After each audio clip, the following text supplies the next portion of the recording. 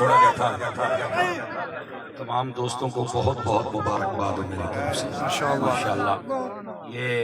میں سمجھتا ہوں کہ آپ کے پورے علاقے والوں کے لیے یہ میرا خیال ہے کہ یہ بخشش کی سند ہے، کیونکہ ایک بندے کو آپ نے نبی پاک صلی اللہ علیہ وسلم کے قدموں میں لا کے کھڑا کر دیا، حضور کا سچا عاشق بنایا.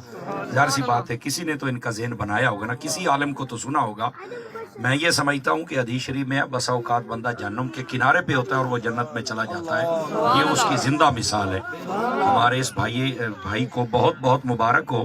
اور یہ جو ہمارے بزرگوں کا ایک طریقہ کار ہے اس کے مطابق بھرے مجمع کے اندر میں سب سے پہلے تو ان کو مبارک دیتا ہوں، اور اس کے بعد جو طریقہ کار ہے اس کے مطابق ایک مرتبہ کلمہ شریف پڑھا دیتا ہوں، تاکہ وہ جو ایک رسم ہے نا ہمارے بزرگوں کی اچھی، وہ بھی پایہ تکمیل تک پہنچے، اور اس کی برکات آپ بھی دیکھیں.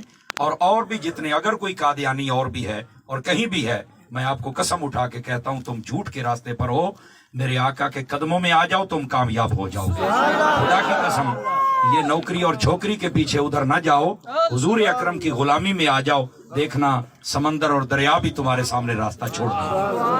پڑھیے بسم اللہ الرحمن الرحیم.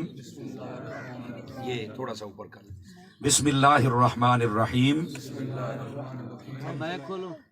سب سے پہلے آپ یہ کہیں، میں توبہ کرتا ہوں اپنے تمام پچھلے برے عقیدوں سے اور قرآن و حدیث کے مطابق جتنے دلائل اور عقائد ہیں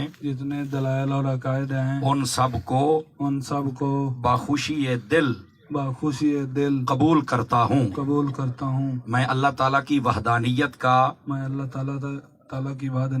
اقرار کرتا ہوں اور اپنے پیارے آقا جن کا نام نامی محمد ہے